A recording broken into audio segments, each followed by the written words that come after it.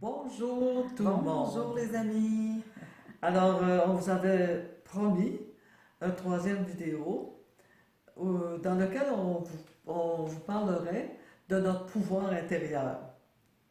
Et parce que c'est un sujet qu'on ne peut pas éviter si on veut créer un monde idéal.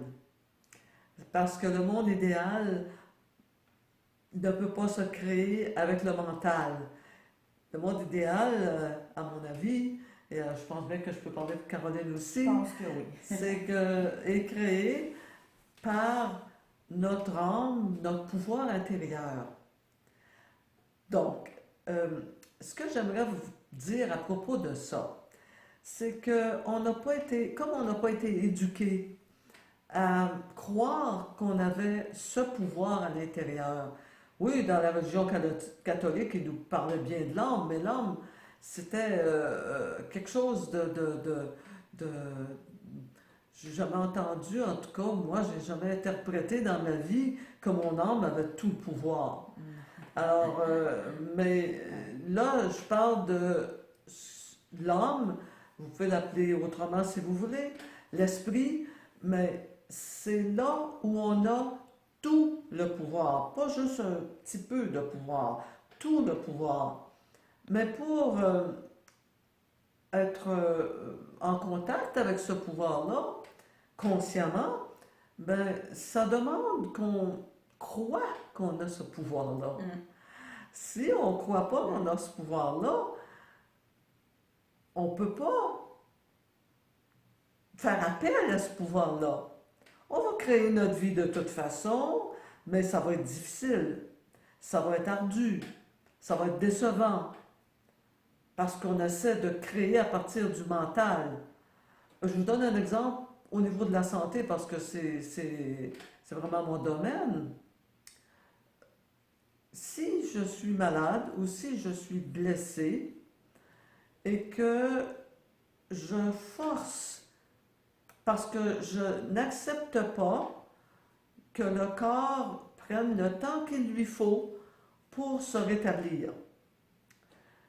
Alors, c'est mon mental qui force. Le corps, il n'est pas pressé pour guérir. Le corps, il va prendre son temps. Mais plus je vais forcer sur le corps pour qu'il guérisse, se rétablisse pour être capable de fonctionner à 100%, moins il va le faire parce qu'on va le forcer à faire des choses qu'il n'est pas prêt à faire. Au niveau de l'âme et de l'esprit, le temps n'existe pas. Ils ne peuvent pas être pressés pour que ça se passe. Le temps n'existe pas. Donc, je ne sais pas, Caroline, peut-être tu veux rajouter quelque chose par rapport à ce que je viens de dire. Euh, Ben, je trouve ça intéressant parce que tu as parlé en lien avec la santé, mais c'est la même chose en lien avec n'importe quoi dans le fond. Vous savez, le mental, il représente une toute petite portion de qui on est, puis même une portion qui est même pas importante dans le fond, même si on se trouve bien important avec nos concepts, puis nos pensées, puis nos réflexions, puis tout ce qui est dans notre conscient, c'est-à-dire notre esprit conscient, c'est différent de la conscience. Je veux faire une différence. La conscience avec un grand C, pour moi, c'est l'âme, en fait. Et ça ne veut pas dire qu'on est toujours conscient dans notre mode éveillé de tous les jours de notre niveau de conscience. Ça a l'air un peu étrange, tu comprends ce que je veux dire? Je sais pas si tu veux oui. compléter. C'est C'est c'est très en anglais, on dit tricky. C'est un c'est piège, complexe. c'est complexe, c'est un piège. On prend tout ce qu'il y a au niveau du mental pour une réalité absolue. Et dans l'éducation, notre système encourage ça. Le système d'éducation dans n'importe quel domaine encourage à tout faire au niveau du mental. Il est important, c'est pas qu'il n'est pas important, mais c'est pas, ça devrait pas être le boss, je vais le C'est mettre comme ça. ça, ok? Ça C'est devrait pas ça. être le boss, ça devrait pas être le patron de nos vies. C'est pour ceux qui connaissent les bandes dessinées de Is No Good, c'est comme si c'est le vizir qui veut, vous savez, dans Is No Good, c'est le vizir qui veut être calife à la place du calife. Bon, ben le mental, c'est ça. C'est le vizir qui veut être calife à la place du calife. C'est le mental qui veut être patron à la place de l'âme. C'est l'âme qui est supposée être patronne de nos vies. Et c'est là que ça se met à aller de travers, pour être poli. Ben, à chaque fois qu'on stresse, pour quoi que ce soit, c'est que c'est le mental qui vient de prendre la job de l'âme ou de l'esprit ou de la conscience. On lui permet de devenir le boss de la situation qui se présente. Sur la planète en ce moment, ce qui se passe là, ça peut être soit capotant, stressant, énervant, ou ça peut être soit une sacrée bonne opportunité pour développer notre conscience, aussi pour créer de nouvelles solutions. Tantôt, c'est drôle parce que ça parle de ton jeu que tu as présenté. Bon, là, c'est un autre, c'est un autre vidéo, ça. Mais c'est que on doit laisser, on y revient, on part, puis on y revient, c'est-à-dire qu'on est dans le mental, on stresse, tout à coup, quand je sais que j'ai mon pouvoir intérieur, tout à coup, je vais faire appel à mon pouvoir intérieur, je vais dire, OK, calme-toi là, la solution va venir en son temps. J'aimerais ajouter à ce que tu dis, pour moi, c'est un processus d'apprentissage. Oui. On est issu d'une culture depuis plusieurs millénaires, finalement, qui considère que les humains, on est petits, minuscules, qu'on n'a pas de pouvoir ou très très peu. Et ceux qui ont du pouvoir, c'est une minorité qui sont à la tête des structures, et je vais en reparler tout à l'heure, je vais faire une petite démonstration. Et que tout le reste, on n'a pas grand pouvoir dans le fond, alors que c'est tout l'inverse. Sauf que c'est des milliers d'années de conditionnement qu'on a besoin de tourner à l'envers. C'est un virage à 180 degrés, en fait. Et ça, c'est pas nécessairement... Alors, il y a des gens qui vont le faire comme ça, qui vont faire un switch instantané. Il y a des gens qui le feront pas comme ça. Il y a des gens qui vont jouer au ping-pong entre la vieille conscience, la nouvelle conscience. C'est la plupart du monde, d'ailleurs. C'est la plupart du monde, à ma connaissance, en tout cas, là. Puis je pense que, moi, dans mon expérience, en tout cas, c'est que au début, je passais la majorité de mon temps dans l'ancienne conscience avec des petites pointes dans la nouvelle conscience. Puis plus le temps passe, ça fait quand même au-dessus de 20 ans là, que je fais ce cheminement-là, plus le temps passe, puis plus je passe une majorité de mon temps dans la nouvelle conscience, puis de moins en moins de temps dans la vieille conscience. Il faut se donner du temps, il faut se prendre avec indulgence parce que c'est un changement radical. Puis tu parles d'indulgence, puis j'avais justement en tête que quand on oscille entre l'ancienne, disons, le mental et la conscience ou l'âme, on oscille entre les deux. La pire chose qu'on peut faire, c'est justement quand on, je dirais, tombe dans le mental, de se taper sur la tête. Bon, ça y est, j'ai pas encore compris. Combien de personnes font ça? Et moi, je dis que ça, c'est encore plus dommageable. C'est-à-dire, le fait de se taper sur la tête, de se culpabiliser, pour moi, c'est encore plus dommageable que le fait de tomber dans notre tête. On appelle ça tomber dans notre tête, dans le mental. Et si je m'accepte, ça fait partie de l'âme. De m'accepter tel que je suis aujourd'hui. Demain, ça sera autre chose. Mais aujourd'hui, tu sais, on dit souvent le Christ a tombé 3 fois. Les enfants tombent 1000 fois avant d'apprendre à marcher. Donc, c'est vraiment quelque chose qui fait partie de l'évolution de l'être humain. On ne parle pas d'illumination, on parle d'évolution. Alors, une évolution, par définition, se fait par étapes. Donc, c'est un peu ça que je trouve, moi, c'est qu'on n'accepte pas notre évolution telle qu'elle se présente. C'est la même chose avec la maladie. C'est ça. Moi, ce qui m'a le plus encouragé quand j'ai fait une chute terrible à un moment donné où j'étais pas mal blessée, et ce qui me donnait la patience, c'était de me dire, mais tu as toute la vie devant toi pour te guérir. Et puis, ben, ça me calmait le pompon un peu, là. Et donc, je pense que au niveau de notre pouvoir intérieur, il est vraiment extraordinaire. C'est sûr que ce pouvoir-là me pousse à poser des gestes, à être en action. Mais là, je voudrais que Caroline, on présente ton Imoto, là. Présente Ah oui, oui, oui, c'est ça. Je voulais vous parler de... Il y en a sûrement parmi vous autres qui connaissent déjà parce que ça a beaucoup, beaucoup circulé, entre autres sur Internet. C'est un scientifique japonais qui s'appelle le docteur Imoto, qui a fait des expériences sur la mémoire de l'eau. Alors, c'est assez phénoménal. Donc, je vais vous montrer des images. Je vais vous expliquer un peu le concept de ce qu'il a fait, le docteur Imoto. Donc, il a pris de l'eau neutre, distillée, et il l'a mise en contact, donc dans des petits flacons la plupart du temps, il l'a mise en contact avec toutes sortes de choses. Que ce soit des objets ou que ce soit des mots sous forme d'étiquettes collées sur les flacons. Il a fait congeler les flacons après avoir été en contact avec la chose ou le mot, ou de la musique, hein, ça peut être des ondes aussi. Donc, il a fait congeler les flacons et après congélation, il les a sortis, il les a examinés au microscope et il a pris des photos de la cristallisation de ces différents échantillons d'eau. Ce qui est phénoménal, c'est que entre, par exemple, je vais vous montrer un flacon sur lequel c'est écrit merci.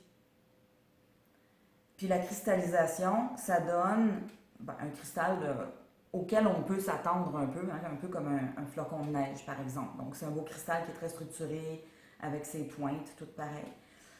Ce qui est impressionnant, c'est il y a eu un autre flacon sur lequel c'était écrit « Je vais te tuer. Tu me rends malade, je vais te tuer. » Et quand on regarde la cristallisation de ce flacon-là, c'est impressionnant. Ça n'a comme plus rien à voir. Il y a plein d'exemples comme ça. Il a publié 2 livres. On peut en voir plein sur Internet. Il a fait des exemples, par exemple, des différents types de musique. Et alors, ça ne donne pas du tout la même cristallisation si on met les flacons en contact avec la musique classique ou avec de la musique pop ou avec du heavy metal. J'ai rien contre le heavy metal, mais ça donne les résultats vibratoires que ça donne. J'aimerais ça que tu parles aussi quand il y a quelqu'un qui a fait, qui a semé Oui, des graines. c'est ça, hein, c'est ça. Ça. Je m'en venais à ça. Il y a des gens, suite à la publication du premier livre du Dr Imoto, il y a des gens qui ont décidé de faire des expériences par eux-mêmes. Il y a une femme qui a pris des graines de tournesol, 2 graines de tournesol, qui les a plantées à 2 endroits différents, puis à un tournesol, tout le temps de sa croissance, elle a dit merci. Donc, elle a exprimé de la gratitude. Et à l'autre tournesol, elle a exprimé t'es un idiot, quelque chose comme ça. T'es un idiot, tu me rends malade. Alors, c'est impressionnant quand les tournesols sont arrivés à leur pleine maturité, on va dire, après la floraison. Elle les a sortis de terre. Et on peut voir que la plante à laquelle elle a exprimé de la gratitude a 2 fois plus de système racinaire que l'autre plante. Il y a aussi le petit garçon qui a fait l'expérience avec sa mère, ils ont fait cuire une casserole de riz. Et le riz a été séparé en 3 bocaux. Sur un bocal, c'était écrit merci. Sur l'autre bocal, c'était écrit encore t'es un imbécile. Et puis sur le 3e bocal, c'était écrit indifférence. Le riz a été cuit en même temps. Et là, vous pouvez voir le degré de décomposition des 3 bocaux. C'est fascinant. Et tous les enseignants à qui je montre ces photos-là me disent que c'est vrai, dans leur expérience, les enfants qui sont invisibles. Il y a des gens comme ça qui disparaissent tellement parce qu'ils ne veulent pas être remarqués, pour quelque raison que ce soit, tout le monde les oublie. Et c'est les enfants qui vont le plus mal, ils vont encore plus mal que les délinquants sur le plan psychologique et sur le plan académique. Donc, c'est vraiment la preuve scientifique de l'immensité de notre pouvoir sur le monde dans lequel on vit, que de toute façon, le monde dans lequel on vit, c'est que de la vibration. Puis dans notre monde, si on veut changer quelque chose à l'extérieur, on force l'extérieur. On force l'extérieur pour qu'il change. Alors que ça se fait tout seul par notre intention et par la façon qu'on conçoit et qu'on perçoit le monde extérieur. Ouais, exactement. C'est terrible parce que vous savez, à l'école, des enfants qui sont perçus comme des nuls, ben ils vont être nuls. C'est ça que ça veut dire. C'est incroyable. Puis on a un exemple de quelqu'un qui a fait l'expérience de prendre 2 classes d'enfants, une classe de nuls, entre guillemets, puis une classe de surdoués, et ils ont inversé les étiquettes sur les 2 groupes pour les enseignants de l'année suivante. Donc le groupe de nuls, ils les ont étiquetés surdoués, et le groupe de surdoués, ils les ont étiquetés nuls, donc troubles de comportement d'apprentissage, etc. Eh bien, vous savez quoi? Les enfants ont correspondu aux étiquettes qu'on leur avait données. Les surdoués sont devenus enfants à problème et les enfants à problème sont devenus surdoués. Ça nous amène à vraiment regarder de quelle façon on porte des jugements sur les autres, de quelle façon on crée notre vie, notre vie à partir de nos propres jugements, de nos propres interprétations, on crée notre vie à partir de ça. Et ça, c'est pas l'âme. C'est-à-dire que l'âme, elle, voudrait qu'on évolue d'une certaine façon, mais l'âme, là, elle va nous laisser faire, là. Elle va nous laisser faire nos expériences. Si on parle d'évolution, on va faire des expériences, on va s'apercevoir que ça ne fonctionne pas, puis on va modifier notre comportement. Donc, on le voit dans la société actuelle, avec tout ce qui se passe, comment les conflits sont incroyables entre les individus. Et ça, je pense que ce serait le temps, Caroline, que tu montes ta pyramide, je pense. Hein? Oui, parce que dans la société actuellement, on s'imagine ou on pense qu'on n'a pas de pouvoir dans ce qui se passe. Eh bien, nous, on sait qu'on a le pouvoir de changer des choses à partir de notre intérieur. Donc, tu veux montrer ça, Caroline? Oui, absolument. Caroline va vous montrer sa belle pyramide. Donc, je vous reviens dans quelques instants, le temps d'une petite installation. Donc, on en a parlé un petit peu avant. On vit dans une société qui fonctionne sous forme pyramidale, sous forme de hiérarchie. La plupart des gens pensent que les seules personnes qui ont du pouvoir, c'est ceux qui sont à la tête de la hiérarchie. Que ce soit dans une famille, dans une école, dans une entreprise ou dans la société. Donc, c'est ceux qui sont en haut, c'est les PDG, c'est les directeurs d'école, c'est les élus, c'est les gens qui sont dans le haut de la pyramide qui ont du pouvoir. Moi, je vais vous montrer où est le vrai pouvoir. Donc, à la base de la pyramide, on a les individus, la population, vous et moi, et Dorothée, et nous tous. Donc, après, par-dessus, on a les structures avec les hiérarchies. Alors, que ce soit le système d'éducation, que ce soit, bon, j'ai mis le système religieux, mais c'est au sens large, hein, c'est le système philosophique dans lequel on est éduqué, la culture, les croyances religieuses ou autres. On a, les médias qui transmettent la culture, les croyances, les visions des choses, de la même façon que l'éducation. Et puis, on a le système de santé, mais je l'ai mis sur ce niveau-là, mais en fait, le système de santé, il faudrait faire une pyramide avec 8 milliards de gobelets, parce qu'on est 8 milliards d'habitants sur la planète. Donc, c'est symbolique, d'accord? Et dans chaque pyramide, dans chaque gobelet, il y a plein d'individus avec d'autres petites pyramides intégrées. Alors, Au-dessus de tout ça, ben, il y a les gens qui dirigent. C'est pas important de savoir comment ils s'appellent. C'est pas important de savoir non plus qui est-ce qui est en poste. Ce qui est important de savoir, c'est qu'il y a les chefs et les sous-chefs et les sous-sous-chefs, et puis en dessous, il y a vous et moi. À moins que vous soyez chef ou sous-chef, mais on est tous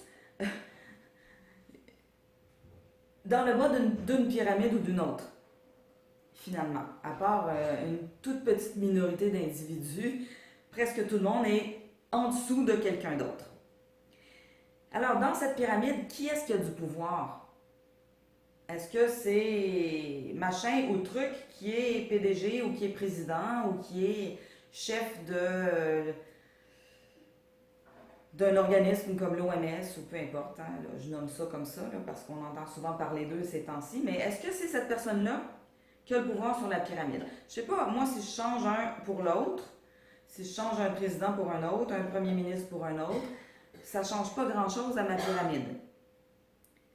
Par contre, qu'est-ce qui se passe si j'enlève vous ou votre voisin ou moi de la base de la pyramide?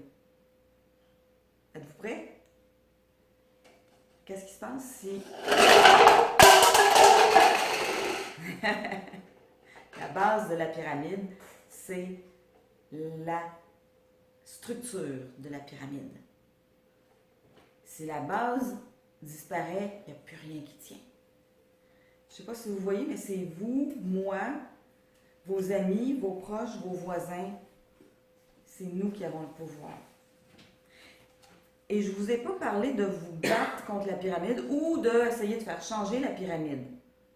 Je vous ai parlé de vous retirer de la pyramide. Arrêtez de jouer le jeu. Tout simplement. On ne veut plus de l'ancien monde. On veut d'un nouveau monde qui fonctionne différemment. Il faut arrêter de jouer le jeu de l'ancien monde. C'est la première étape avant de faire quoi que ce soit d'autre. Est-ce que tu voudrais rajouter quelque chose? Donc, viens t'installer. Maintenant que la pyramide est effondrée, je prends ma place. En fait, j'ai toujours trouvé ça super intéressant parce que arrêter de jouer le jeu de l'ancien monde, ça veut dire des détails comme arrêter d'être en compétition, par exemple. Ouais. La compétition, c'est dans une structure pyramidale. Oui. La collaboration, c'est le nouveau monde. Tout en cercle. Il y a plein d'exemples comme ça qu'on pourrait donner. La performance absolue, c'est l'ancien monde. On n'en veut pas de ça. Le travail.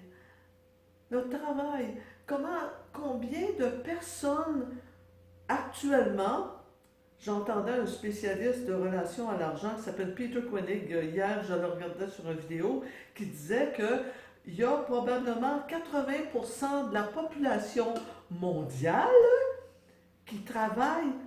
Le premier but, c'est pour gagner de l'argent. Puis que les gens n'aiment pas leur travail. Ben non, des fois c'est leur travail, des fois c'est le contexte dans lequel ils travaillent, mais peu importe, ils sont pas bien. Il y a 20% de personnes qui travaillent par amour pour ce qu'ils font. Et lui, ce qu'il dit, d'ici 4 ans, ça va être inversé. Et je pense que c'est vrai parce que la situation qui arrive sur la planète en ce moment, c'est vraiment une situation pour nous faire réfléchir à ça.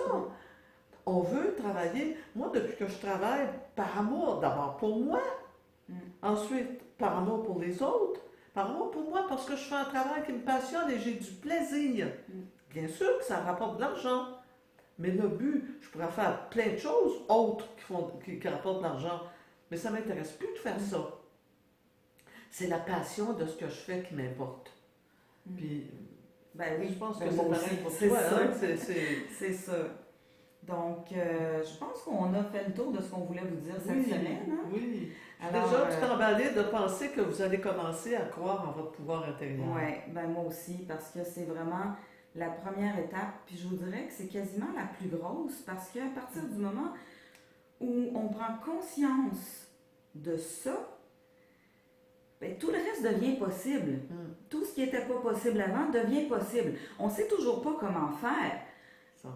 On va continuer à se poser des questions sur comment faire pour y arriver, sauf qu'on croit, on a la certitude que c'est possible. C'est Et ça change tout. fait toute la différence. Voilà. Alors là-dessus, on va se quitter jusqu'à la semaine prochaine.